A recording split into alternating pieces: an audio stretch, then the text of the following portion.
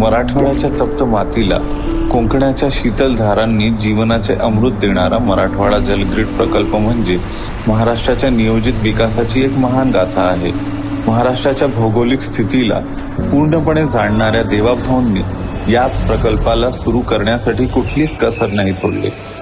कोकणाच्या विपुल जलस्रोतांना मराठवाड्याच्या कोरड्या नद्या, तालाब आणि शेत्यांच्या ओठांवर आणण्याचा हा प्रयत्न आहे. जिथे वर्षानुवर्ष दुष्काळ होता तिथे आता हिरवाईची शिंपणा होणार आहे. या प्रकल्पाच्या माध्यमातून शेती, उद्योग आणि पिण्याच्या पाण्याची कायमस्वरूपी सोय होणार आहे, ज्यामुळे मराठवाड्याचे भविष्य उजळलेले दिसणार आहे.